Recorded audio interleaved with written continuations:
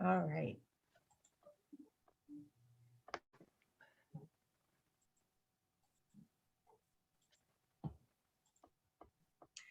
Hi, everyone. While the room is populating, it would be great for folks to turn on their cameras. It's always nice to see who we're talking to when we have our afternoon programs. Also, we have enabled the live transcript. So if you on your end need the closed captioning, you can turn it on your side. We'll get started in just a moment. We're just waiting for a couple more people to connect from the waiting room. Thank you. And Eileen, you'll see my friend Jeff Rubchinsky. He'll probably be joining us right about now. So Perfect. because I want, if you allow Jeff to, I want him to open it up since he's the head of Ielts, where, the tour that Elizabeth and I will be leading. So I want him to say a few words, and he knows to keep it short. So, but better from the man who's run these programs and who is ahead of it to speak. And then, of course, people can ask myself and Elizabeth at the end. And folks, don't see Elizabeth just yet, but you'll get to see the beautiful face and beautiful voice of Elizabeth at the end when she sings a couple examples of some Sephardic melodies. Perfect. Well, actually, timing is everything. I see Jeff is on. So for those of you that read the topic description, today's lecture is also kind of a little preview sneak peek for those of you that are going to be interested in flying overseas with Yale and visiting Spain and other great places. So Jeff will, do you want to say hello there? I've made you you're unmute, so go for it, Jeff. I'm actually unmute. Yes, you can hear me. Hi. Hi, I'm Jeff from Yale Tours. Did you want me to speak now or please go for it? Okay, all right. Hi, everybody. I'm Jeff from Yale Tours. For those of you that are not familiar with our company, we've been since 1986 connecting people to Israel and the Jewish world.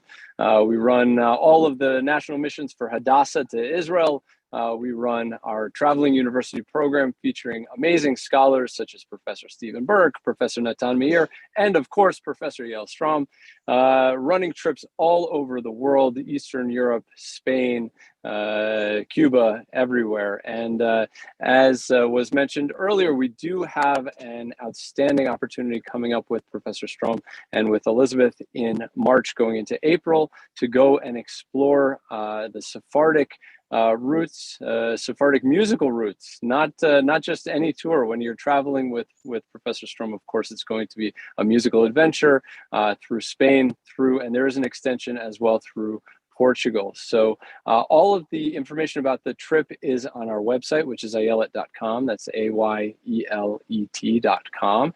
You can find information about the hotels. You can find information about all of the touring programming. There's some incredible programs that are included with the tour. And the trip itself is already pretty heavily subscribed. So if people are interested, now is definitely the time to check it out. If you have any questions, of course, give us a call. Again, my name's Jeff. My email is jeff@ayelet.com, jeff@ayelet.com. Our phone number is 800-237-1517, and operators are standing by. Now, we're happy to answer any questions people might have about the trip. It's really going to be something special. We've been working very closely with Professor Strom to make something unique and give people a very very insightful trip over there. So I do hope you'll check it out, and thank you for giving me the chance to say hello.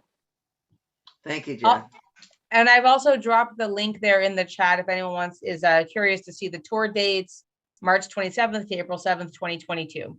I will toss it over to Lynn Lasher to get us started with our program.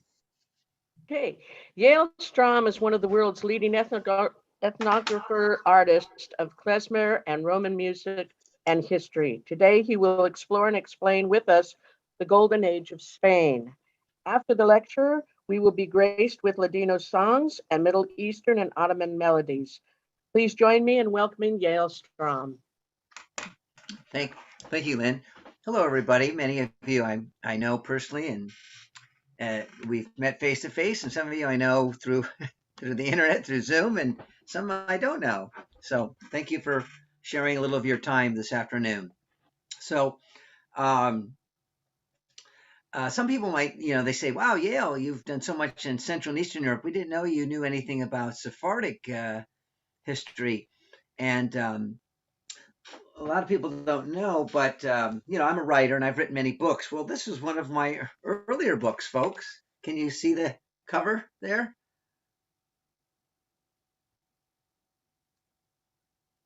The Expulsion of the Jews. And it's a book of history, of course, and photographs. And this was done. It's historical in itself because it came out in 1992 to, of course, correspond with the 500th anniversary of the expulsion of the Jews when they were expelled from Spain in 1492 and eventually in 1496 from Portugal. So some things have changed, of course, obviously in these many years, but the history up until that point is the same. And I will say, though, at that point in time when I was there, some of the communities were barely hanging on. But now, with the influx of Jews,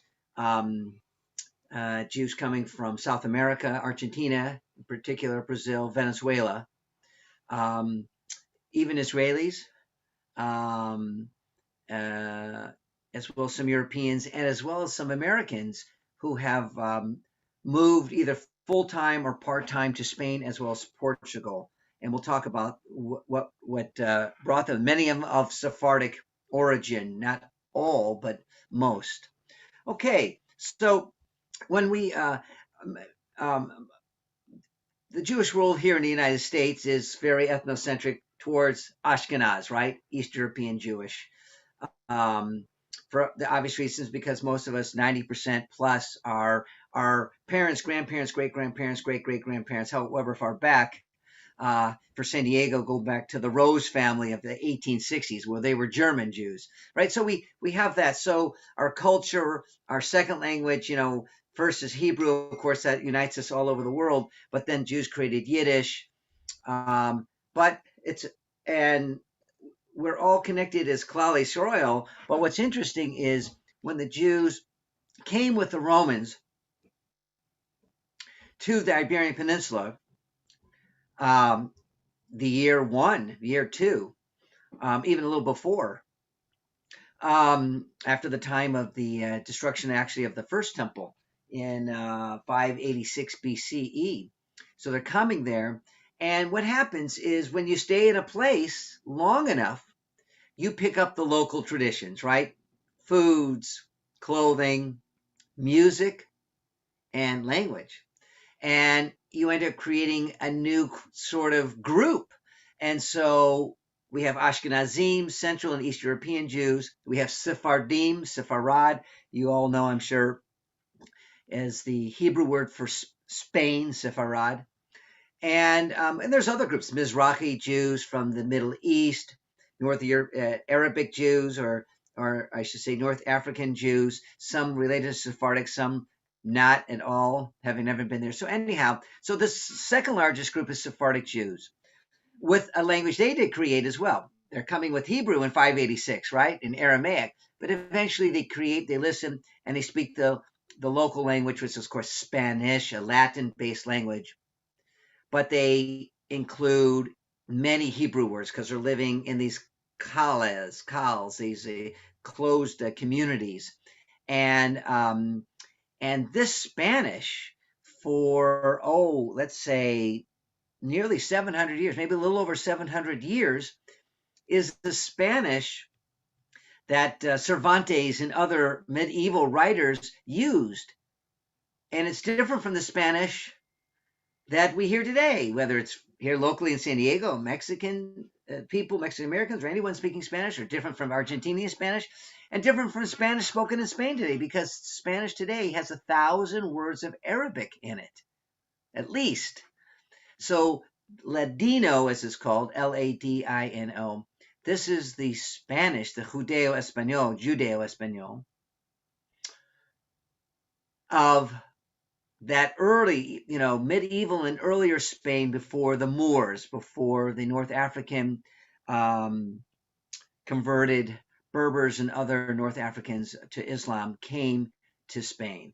So a little bit more about this. So when the Jews came after the fall of the Roman Empire, and I'm sorry, but I'm looking at some of my own text. I wrote my book, so I'm going to plagiarize my own information, my own text. So they come, and when the Romans are dispersed, who comes is the group called the Visigoths. These are Germanic tribes, and they they eventually are converted into Christianity, and the Jews are living there fairly well. The king at that time was King Recared.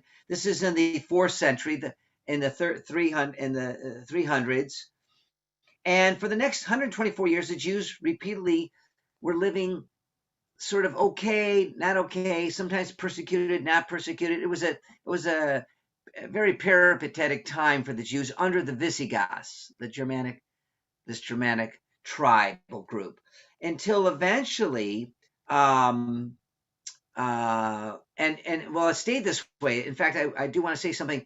The Visigoths were of the Arianism Christianity, and there was an infight to where Rome said they had to convert to Catholicism. And the Arianism is a form of Christianity, early form, until the Catholic Church came down in the 4th century, where they said, they have the Trinity, right? There's the Father, God, the Son, Jesus, and the Holy Ghost. And in the Arianism, I'll spell that Arianism, they believed that the Father was the titular head, then came and begot his Son, known as Jesus, and then the Holy Spirit that he has.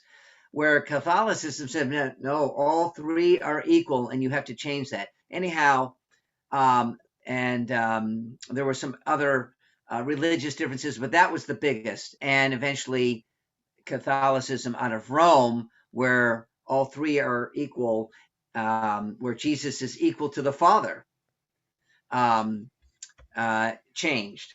So anyhow, Jews were living there at the time, and as I said, peripatetic times for these Jews. Until what happens? Eventually, there are tribes that cross over from North Africa, Berber tribes, indigenous local people from North Africa, Morocco, Libya. Thank you, Martin. Coming and who are converted to Islam, right? And there they meet the Jews, they meet the Christians. The Jews don't have the power. The Christian kingdoms, and they're small kingdoms, right? Castile and Aragon. It wasn't like all of Spain, like today, a country. Small little provinces, kingdoms. And this is in 711.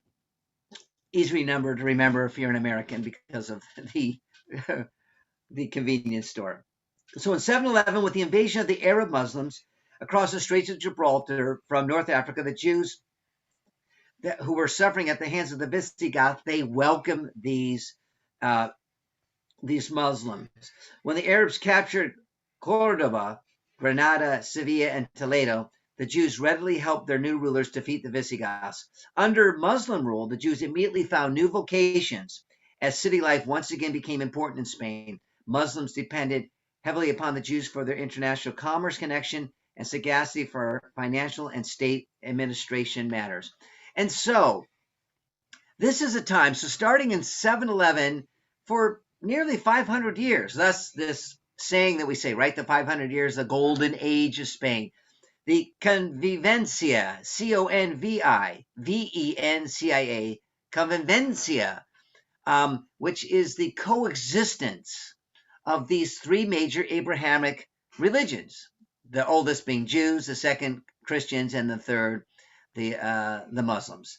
And the Muslims are controlled. This is the southern part, Andalusia, right? So real quick, you might say, was it the north? Was it in Galicia? Other parts? No, it never was fully when you look at the map of Spain, just that southern and southwestern part of and central part, from Madrid down, but never the northwestern or very northeastern parts. And here they're living together. Now, the Muslims are the rulers. And what they would say is, you're people of the book to the Jews. You're people that follow the prophet Abraham, and the same to the Christians. So we allow you to practice your religion freely in your houses of worship, and to teach and speak whatever, that your religious tongue, Hebrew for the Jews, Latin perhaps for the Christians, as long as you realize you're second-class citizens. You don't have the full rights. And for the Jews, they said, okay, we're used to this. We've been living in the diaspora now for almost 1,000 years, not quite. And of course, since 70, for certainly 700 years almost, since the destruction of the Second Temple was completed in the year 70, and now this is 711, 712. So 700 years we've been living in the diaspora. So they're allowing us to be Jews, to keep our faith and our culture, and we have to abide by their rules and so forth, and not have the same legal rights and certain aspects in terms of voting, etc. But this was okay. And so what happens is Jewish life begins, all life does begins to flourish, but particularly Jewish life. Jewish scholarship began to flourish during this time, with the Babylonian Talmudic scholars corresponding with their counterparts in the cities of Lucena and Barcelona. So I want to tell you, so that at that time in the world, 8th century, 9th century,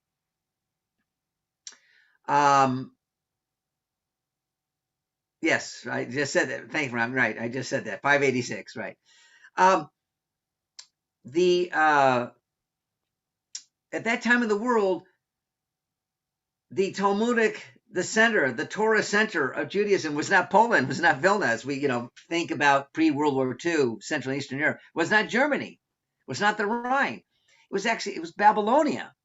And now what's happening is in Spain, with Jews being able to freely study, and we're traveling and writing and translating and reading new texts too. And I'll talk about that in a second. The Jewish scholarship starts to grow until in medieval Europe, the center moved from Babylonia. So by the 9th century, 900s, even earlier, 800s, the center of Talmudic scholarship, where rabbis are asking for treatises, explanations. What does this mean? What does that mean? Talmudic discourse. From Babylonia, it goes to Spain. We don't think of Spain as being this center. And of course, some of you might know, but Toledo, that city of Toledo, which we'll go on in the tour, it was known as the Jerusalem of the West long before Vilna was known. So we'll talk about that. And the other thing which is interesting is, so there are aspects of Sephardic culture that still influence us today, that come from this golden age of Spain, this convivencia, this living together, Jews, Muslims, Christians. Two things I can think of off the top of my head. One is poetry, Hebrew poetry. Maybe none of us write Hebrew poetry unless you're fluent in Hebrew. Maybe some of us read it only. But Hebrew poetry obviously is a big thing in Israel. The poet laureate of Hebrew poetry in medieval times, the whole world, was Yehuda Halevi, a Sephardic Jew. I think I actually have his dates here. Do I? No, I don't have his dates. I'm sorry. But anyhow, today, he was a poet. He was a doctor. He was a philosopher. And people still study his poetry in the universities all over the world, and looking at the sentiment of what he was writing about. He was writing about going back to Zion. He was writing about sensuous love. This was interesting. In Sephardic Spain, unlike in medieval Germanic times, so in the 600s, 700s, where life was very different for the Jews, in Spain it was richer. They combined the aesthetics of love of human, man, woman, man, architecture, love of architecture, daily life, that's like the beauty that you should see, love of floral plants, botany, love of the stars, astronomy, love of science, medicine, love of philosophy, love of music, right? That it should be part of who you are, is part of you as being a Jewish. It's not just a side thing, or it's something that you just don't want to even touch because, oh, that's secular, not religious. It's not coming from the Torah or the Talmud. And so, anyhow, this really changed the attitude. So that was a very important part of the Judaism at that time, and it did eventually also influence Judaism going forth after the Jews were expelled. So poetry, very big. Another big thing that we, as our daily lives, we might not think about, but has had a strong influence on our Judaism, our culture, is Kabbalah, right? This mystical side of Judaism. People might say, what is Kabbalah? Well, that's our, Kabbalah is mystical. I often will tell my students, Kabbalah is the text of that you want to understand the essence of your beingness of yourself, the essence of you vis-a-vis that greater power, of course, God, Hashem, Adonai, and why do you exist? What is your purpose? And, so it goes for the minutiae and how you can get more out of life to really understanding the cosmos. And basically, I say Kabbalah is the quest, is the question or questions. Because the answer is, if you climb up the spheres, if you climb up the Kabbalah and you get close to God, to the throne, to the Keter, the crown. I always say, Guy would say, Yale, oops, dude, you got up here and you're going to tell my secret to the folks. Off with your head. You got to go. Meaning, we're not supposed to find the answer. It's all about the quest. And in a way, that's what our lives are all about, right? I mean, yes, we find answers, but it's also what's around the next corner, because if we all know the answers, what's the point of waking up every day? I already know the answer. Let me go back to sleep. But the next, being filled with curiosity. So this is coming from people like Moses de Leon, who wrote probably the definitive of the 3 books of the Kabbalah. The Zohar, the Book of Splendor, is the most famous, and he lived from 1250 to 1305. So here's Sephardic Jewry taking ancient texts. It's not that they created the idea of Kabbalah, but sort of codifying and writing it in these books that some rabbinical scholars said were too heavy. They actually said you cannot, I'm talking about medieval rabbis, particularly rabbis in the Germanic and French land, said, oh, you cannot study the Kabbalah unless you're 40 years old, which in those days wasn't middle age, you were an old person, and unless you're studying it with someone who's already studied the text. So because they felt they could fill your mind and make you go, meshugana, little out of it. But anyhow, Kabbalah, Hebrew poetry, coming from Spain, coming from this beautiful Sephardic culture. Okay. Let me continue on here. As I said, one of the things that the Jews learned from the Muslims was the appreciation of secular texts.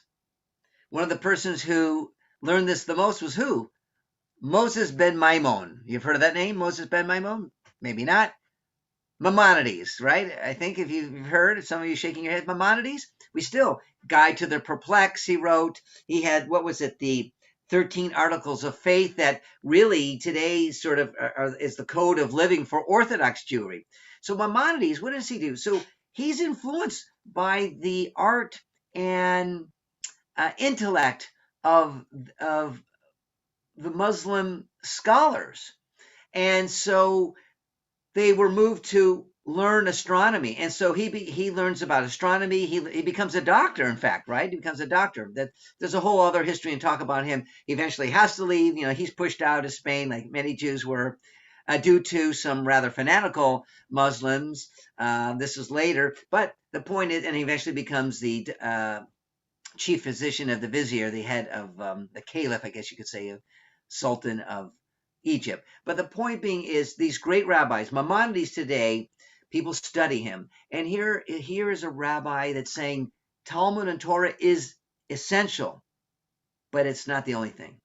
Medical texts, poetry, secular texts, our books are also important. So he's combining both the philosophy of secularism with also the religious aspects of Judaism and melding the two, saying one doesn't have to, you don't have to do one and throw out the other, right? You can live a righteous Jewish holy life with the two. And so this is what's also interesting about Sephardic Spain. It intellectually, artistically, it was way ahead of the rest of Europe.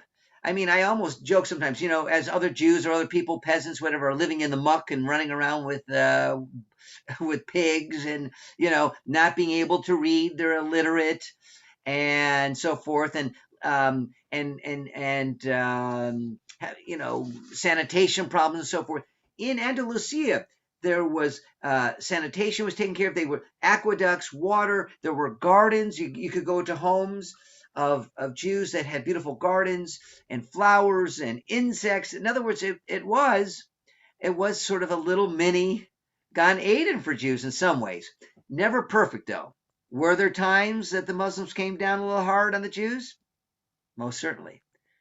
And of course, as well as with the Christians who eventually do under the Reconquista, the reconquering, as they slowly come down from Aragon and they take over. But let me talk to you a little bit before we talk about that, about Toledo.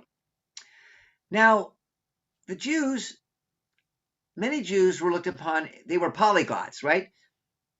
Speaking Ladino, Hebrew, perhaps Aramaic, Arabic, 4 languages right away, maybe even Latin, or maybe French and German. And Jews were living all dotted. There were Jewish communities in medieval Europe dotted upon rivers that fed right into the Mediterranean. And so the Muslim rulers trusted the Jews to go with the merchants and create the deals and the contracts. And one reason was because they could speak the language instead of going through an interpreter. And they often didn't trust the interpreter. But the Jews, they trusted the Jews and they spoke the language. And so that is one of the reasons why Jews were able to travel freely and move and dot the Mediterranean. When I say that, also the north coast of Africa, Tunisia, Libya, Sudan, Egypt, etc., Algeria.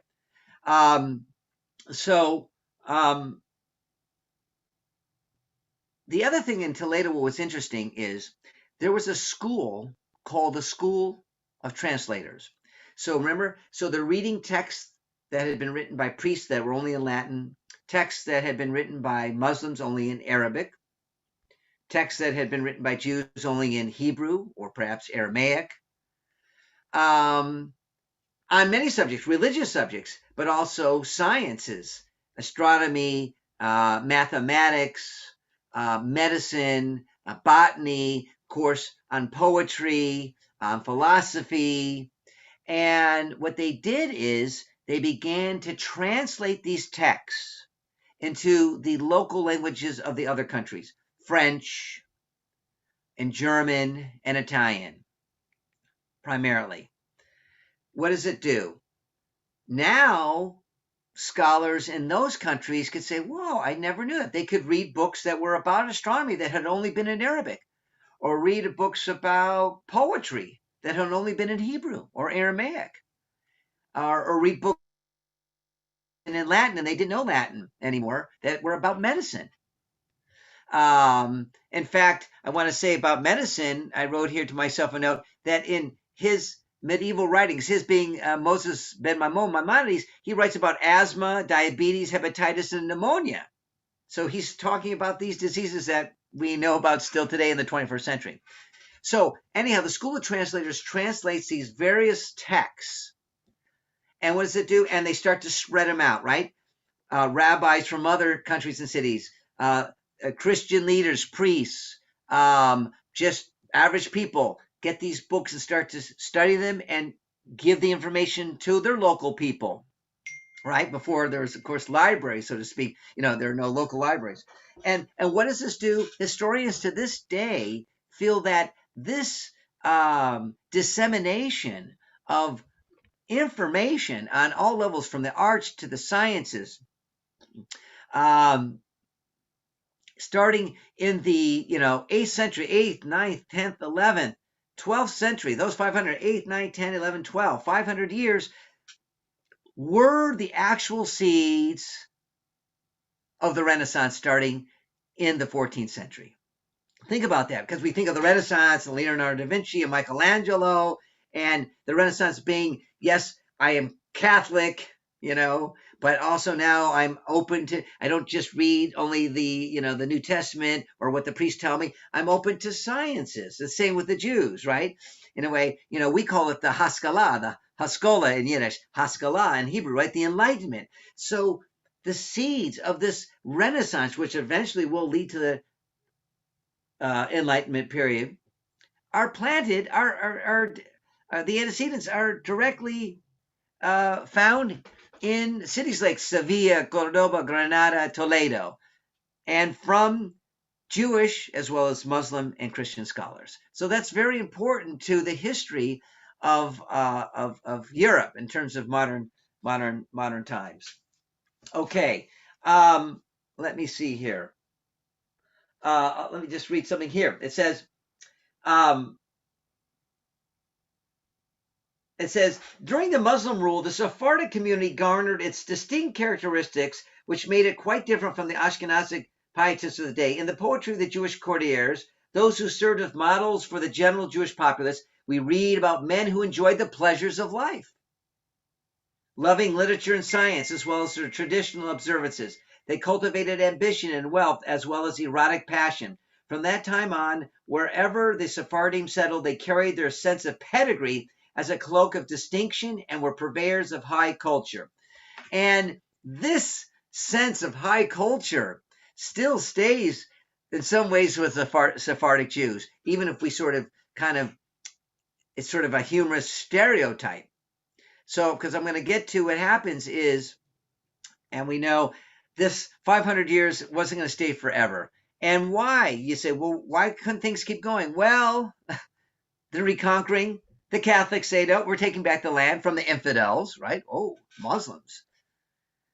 And they do. And when they start to reconquer their local Jewish population, some are saying, yeah, you Jews, well, we'll leave you alone.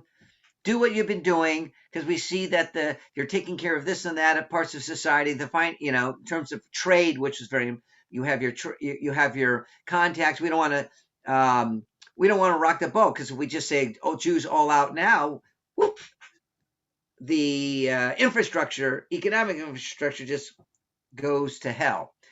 But eventually there are Catholic priests that, for whatever reason, financial gain, ego, or just that they truly just don't like me because I'm a Jew, because I don't accept Jesus as Christ, get into power. And slowly, this is the death knell and the end of this great golden age of Spain. I forgot to mention architecture. That's one of the sciences. Beautiful architecture. When I hope you join us when you go to Spain, Portugal, you'll see synagogues, particularly synagogues that were once synagogues, and the neighborhoods.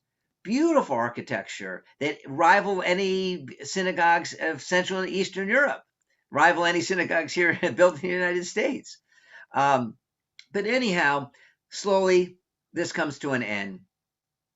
So first the Catholic Church says, we'll let you Jews stay and do your work, but you just have to do one thing, convert. And some Jews did. And they go to the baptismal font and convert to Catholicism. Many Jews did. We're talking about thousands. Because I want to tell you, the height of Sephardic Spain, there were at least 200,000 Jews living there. Think about that. That's a lot of, that would be one of the largest Jewish populations in Europe today, right? 200,000 Jews. A side note, today there's about 45,000 Jews. When I did this research with a photography 20 years ago, there was like, who knows, maybe only 20,000 Jews, but it's grown, as I told you before. But the point being, 200,000 Jews. Sevilla itself, there's one little synagogue today. Sevilla one time had, in the medieval Spain, 23 synagogues. Anyhow, Jews are being forced to convert. And for many of the Jews, and you know the story, they converted, but inside their heart and their mind, what? They stayed Jewish, right? We know that, right? Those are the conversos. And so they did it. And some were able to live their lives and others weren't. And because you first of all, psychologically, the subterfuge, every day you're hiding. And, it's like, it's you can't come out to who you really want to be. You're in the closet. It's as people of the 20th century and were in the closet, those who were gay and lesbian in the closet. They knew inside their heart what they were, but to the public they couldn't show that. The Jews in their heart knew who they were, but the public they couldn't show it. And so they begin to hide this. And I'm trying to think of one custom that comes to my mind that we still see from what Jews, because Jews would not eat ham. So they were careful not, if they were invited over someone's home, they would eat around the food. Obviously, lighting Friday night candles, but not near a window, no shadows. They would gather in small groups to pray, daven, as we'd say. And one of the customs that comes from that is if you're having 10 or more people in your home and you're walking and you're living in an apartment, so to speak, someone's on top, you're on the top and someone's below you, etc. You can hear people might say, "Hey, why is there a crowd upstairs in, Moshe de Leon's home?" And so when they would gather for the Shabbat, they didn't say Shabbos, they said the Hebrew Shabbat, or for the Yom Tovim, the Jewish holidays, they had to do it in secret. And one of the ways in secret was they take their shoes off outside or inside, and they would be walking on sand. Did you know what? They would have sand on the floor. And I learned about this. I went to a synagogue in, I think, St. Vincent, I think it is, in the Virgin Islands. And it's Hanukkah.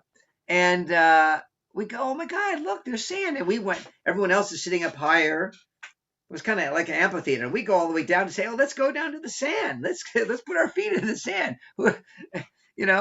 And I realized later why they didn't do it. They knew better. Why? Because the sand had a lot of sand fleas. We got bitten up. But I asked them, I said, "What is this custom of having the sand?" And then they explained it to me. So anyhow, we know that story. And not only did Jews have to convert, but those who were caught, who said they had converted, but then were caught practicing Judaism, the Catholics thought that was even worse. So it was off with your head. You were burned at the stake, the auto de fe, in the act of the faith, burned in the Plaza de Mayor, which is huge. It's I think it's the biggest plaza actually in Europe, if you've seen it in Madrid. Like many football fields, big square. I remember walking in it and thinking like, wow, this square was full of people like gladiator sport. Yay, yay, burn the Jew. And it wasn't just burn the Jew, burn the Jews. So sadly, that happened. And what happens? Finally, Torquemada, right? There were many. We put the full blame on him, but he was the kind of the arch, sort of next in the ear of King Ferdinand and Queen Isabella, saying, "Don't trust the conversos, those Jews." Though that's even worse. And you can never baptize the filth and deceit from a Jew. Now, do you hear what I just said? You can never baptize out the filth and deceit of a Jew. You know who? Their anti-Semitism was a different kind of anti-Semitism after a while, and it became copied by who? 400 years later, 500 years later, almost 5. Yeah, who? The Nazis. Because some Jews said, "Oh, I converted. Oh, my mother converted. I'm not Jewish." And the Nazi says, "No, we see that doesn't count." the Nazis based their anti-Semitism not on religion, folks, right? It was based on blood, genetics. That's the big difference. So I could say to Mr. Hitler, sir, I converted last year. I could say my Hail Marys and all. They said, no, your blood is tainted and will always be tainted. And so we have to get rid of you. And that was the death knell for the Jews towards the end of their stay in Spain. No longer was it about religion. It was genes. It was the purity of blood. As they say, limpieza de sangre, right? The purity of blood.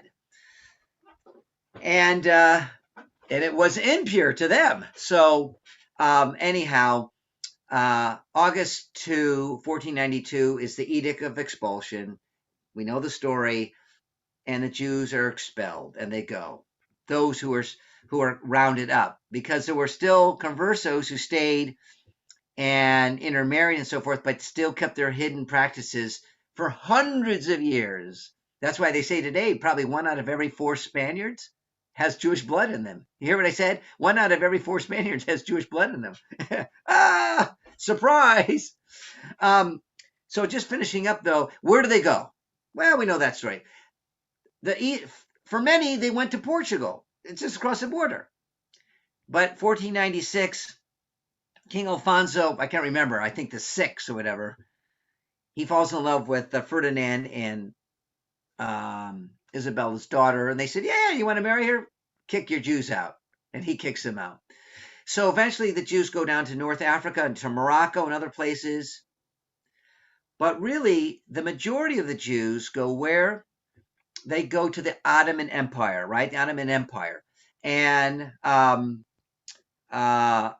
what's interesting is the apocryphal story is that Suleiman the Great, the head of the Ottoman Empire of the 15th century, which is all of the Levant, Syria, Lebanon, the Balkan regions, going into Iraq. It's a huge empire, the Ottoman Empire. He says, Suleiman said, Ferdinand, as in King Ferdinand's loss is my gain. Because he saw the Jews as people that were cultured people, can add much to their society, right? And all aspects of it. And it was really true. And so that's how Sephardic Jewry did spread. And that's why the 2 big centers of Sephardic Jewry by the 20th century wasn't Spain or Portugal anymore, sadly. Parts of it was Morocco, Egypt, and in Europe, you know where? Greece and Turkey. And of course, the sort of the Jerusalem of Sephardic culture was Thessaloniki, of all places, right? Had a beautiful, huge Jewish culture until, sadly, it came to an end during the Nazi occupation. I think there was I think I had one more thing to say. No, I'm going to bring in, we can do some Q&A. But just to say, so Spain, so there's about 45,000 Jews here. You might say, well, why did Jews return? Well, what did Spain do? They mea culpa, sorry, we didn't mean to kick you out. Our country went down the tubes for 300-400 years. We need you back. You're cultured people. You're learned people. And so only until the 90s, they took the Edict of Expulsion away, and then eventually said, we want to accept Sephardic Jews. If you can prove, and you have to go through many steps, that this is where your ancestry comes from, your heritage. Just of Spain and Portugal did the same. Or Portugal, you can become a full citizen, have an EU passport, and some, I think 25, maybe even more, maybe 40,000. Have applied. Not all of it have been accepted. It's not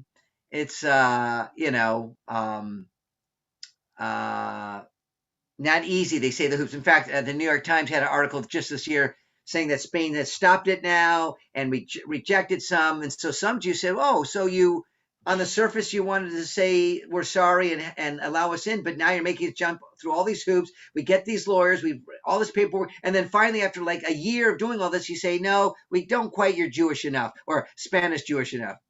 So, but that is one of the reasons that the Jewish life has increased in Spain and in cities like Sevilla, Madrid, Barcelona, et cetera, et cetera. and those will be some of the cities that we go to and do some music. So I'm going to call in the more handsome compadre of me, and Elizabeth, babe, Elizabeth,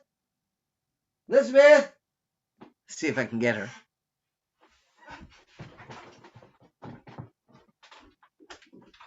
Want to join me, honey? I want to join you. Hello. So Elizabeth will join us Coming in here. to do some. Yeah, Come in, he come can in. join us and sing. Come Get on, in. Chickpea. While she gets ready, maybe Okay, good boy. there might be a question or two, and I just want to say, and you know what, those who know me know about my klezmer research in Yiddish and photography and films, right, doing East European and the revival of Yiddish culture. It almost died. Language. There was no such thing as Jewish film festivals until 1980. I mean, that's a century ago. Now we take it for granted, right? Here in San Diego, oh, Jewish film festival season. Let's go to it. Jewish film festivals didn't exist in the 60s and the 70s and the 50s. Anyhow, why am I saying this? The revival of Yiddish culture really was burnished and really put forth through sort of with a rocket booster with the revival of Jewish music, being klezmer music, Yiddish music. What does that have to do with this talk? Is there is a revival of Sephardic culture, Sephardic music.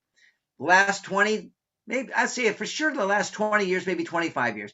Why? Because I know personal people, Sephardic Jews, say, hey, what's good for the Yiddish-speaking Ashkenazi, what about us Ladino-speaking?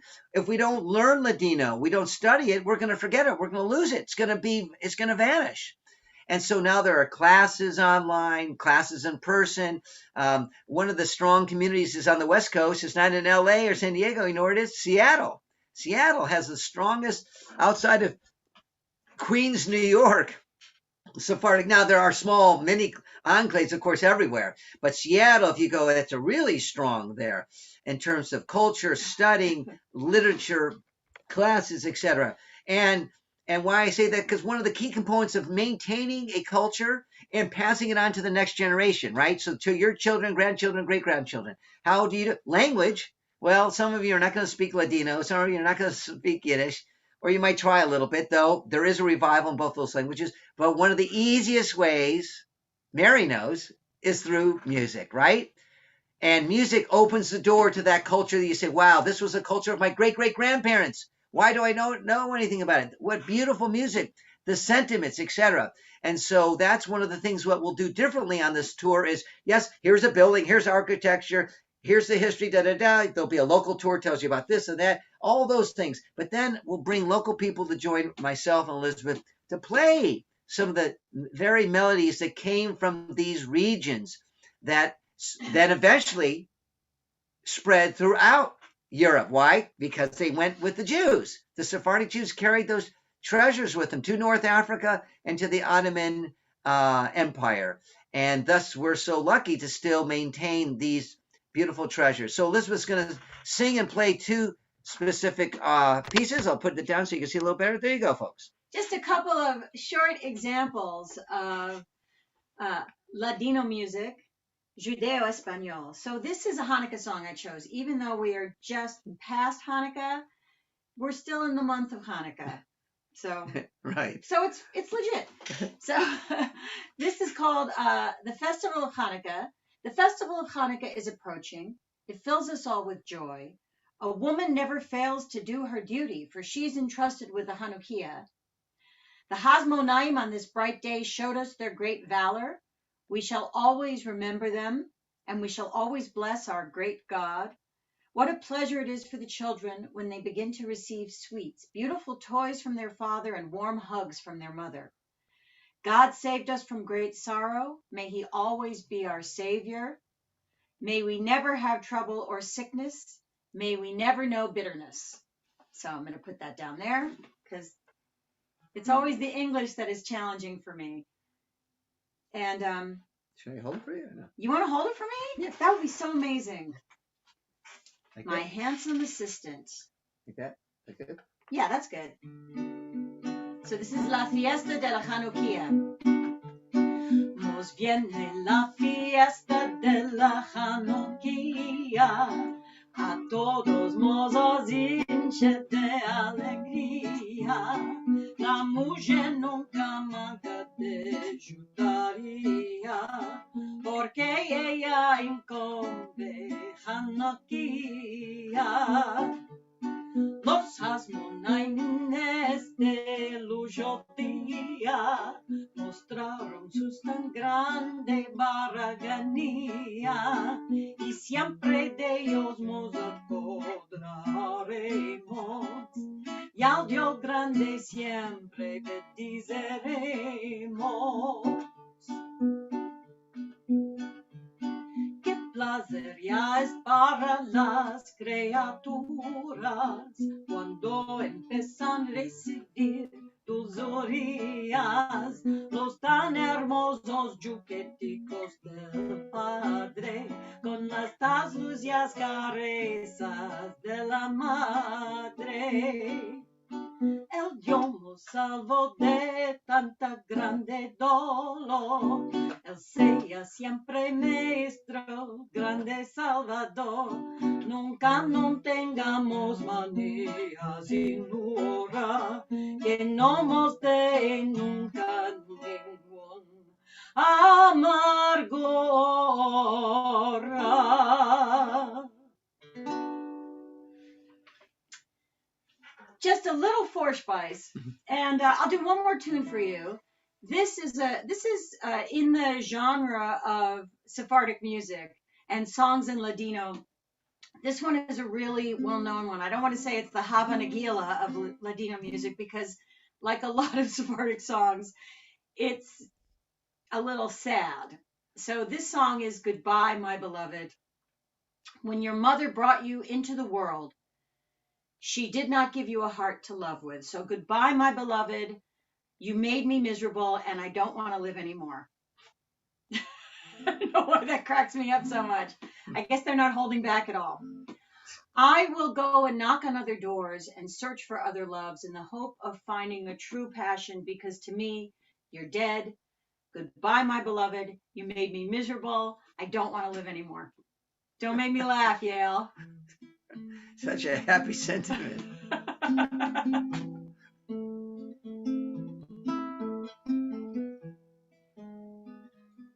And of course, on the tour, Yale will have his violin.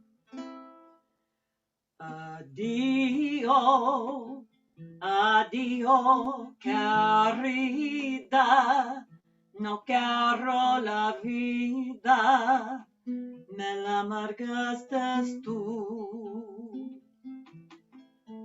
Adio, adio, querida, no quiero la vida, me la amargaste tú. Tu madre cuando te parió y te quitó al mundo, corazón ella no te dio para amar segundo. Corazón ella no te dio para amar segundo. Adiós, adiós, querida, no quiero la vida, me la amargaste tú. Adiós, adiós, querida, no quiero la vida, me la amargaste tú. Va, búscate otro amor, agarra otras puertas, espero otro ardor, que para mí sos muerta. Espero otro ardor, que para mí sos muerta. Adiós, Adiós, querida, no quiero la vida, me la amargaste tú. Adiós, adiós, querida, no quiero la vida, me la amargaste tú, me la amargaste tú.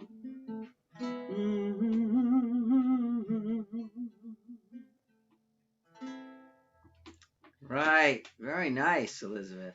Very nice. And they're easy to learn and sing along with. Yes, yes. Thank you. One last thing I want to say, and I didn't have time to go into it, but you can't talk about any Jewish history from the past and people living in that country, particularly if it's connected to Europe, without, of course, the tragedy of the Holocaust of the 20th century.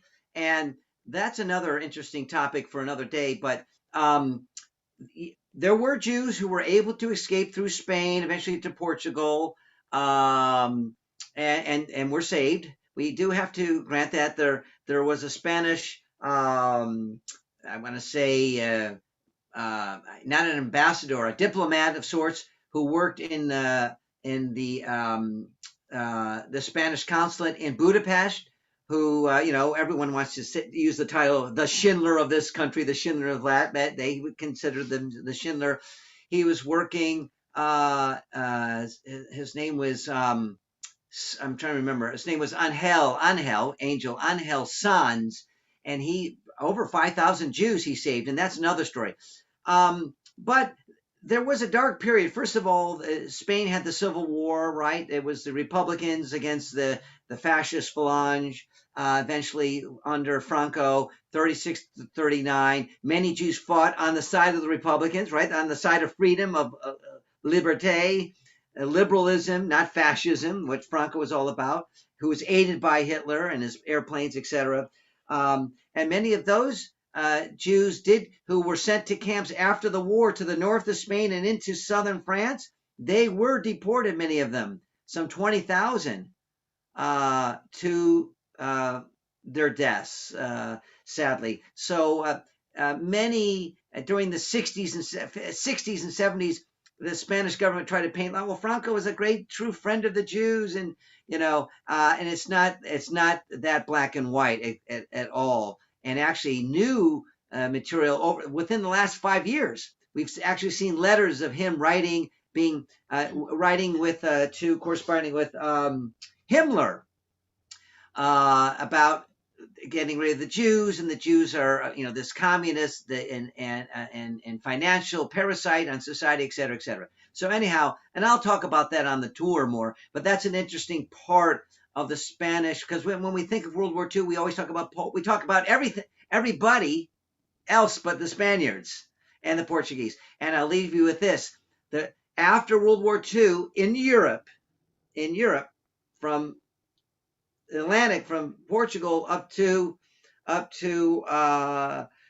the East Bloc, because some would say that was a new sort of fascism under Stalinism. But in Western Europe, there was no fascism, except what two countries had fascists to the 70s? People forget: Portugal, Salazar, and Franco, till 1974. So Spain and Portugal, a very interesting history in the 20th century, vis-a-vis the Jews escaping, not escaping, et cetera, et cetera. So, but I'll be happy to take a question or two. Anyhow, and also just and want to say, like we said, we have a number of people who've already signed up. It will be a wonderful trip, and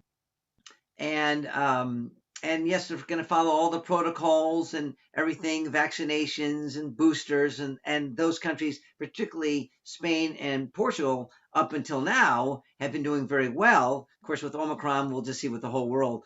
But we hope you join us. And if you don't join us this time, and we do it this time, we do go, there'll be the next time. We would hope to make it yearly. So I'll entertain a question or two or comment, and then I'm going to say thank you to Eileen, who's been so kind to allow me to speak to the Temple Beth Israel community and whoever else is listening. And I do want to leave you with last thing. We are playing. Our last concert of 2021.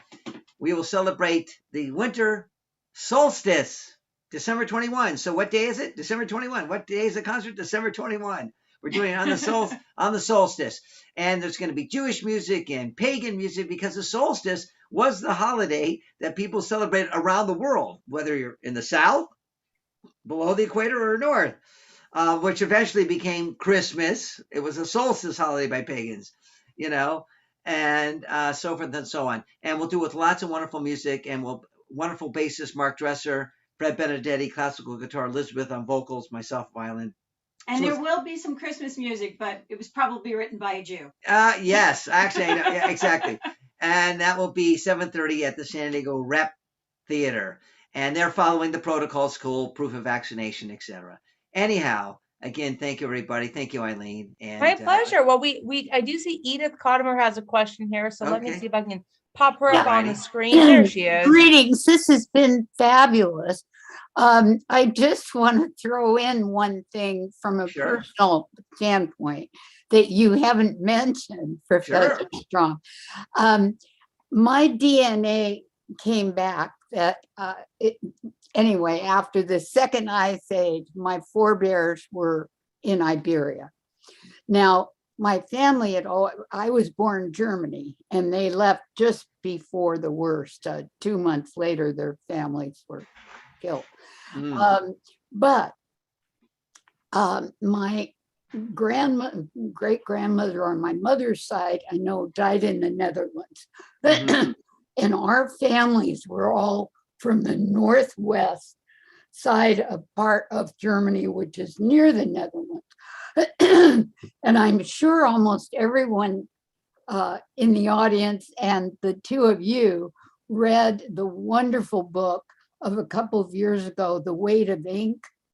Oh, yes, I know of it. Yes, it's very Well, famous. that indicated, I'm sorry, that many of the Sephardim went to the Netherlands. Right, they went to the Low Makes Countries. Right. sense, that it was kind of a direct shot. Well, what they did is, you're right. So after the 15th century, so 1492, 1496, some went through Provence, France, and stayed there. Some continued north because the Netherlands was much more tolerant. And some of the Ottoman Jews, some eventually made their way. So you're right. So Holland in specific, Belgium a little bit, even Luxembourg, as they say, the Low Countries. And you're right. So they had the great Spinoza of Sephardic heritage. And if we go to Amsterdam today, what is one of the sites, if you're Jewish, you want to see, is the Sephardic Spanish Synagogue. So thank you, Edith, for adding that. That's right. So that was a strong enclave of Sephardic Jewish history culture for many centuries, definitely, for sure, after the Jews were pushed out of Iberia. Thank you. Thank you, Edith. Anybody else? All right. Well, Lynn, and thank you, Lynn, for introducing and helping out. Wonderful. Well, this was fantastic. On behalf of the DayTimers committee, I want to thank everyone for coming and also let you know that we do have a lecture coming up next month, January, I don't want to screw up the date. 1 second, January 20th. We will be having Heidi Gantwerk. She's the new president and CEO of Jewish Federation here in San Diego County. So please log on for that, and we hope to see you then. Hope you guys all have a great day. And Yale, let us know when the trip gets close to selling out, or if there's only limited space. Anyone on here that's excited about going, please sign up early because these things do fill up. You guys have a great day. Bye, everyone. Bye, everybody. Bye. Adio. Adios. Sei gesund. Sei gesund.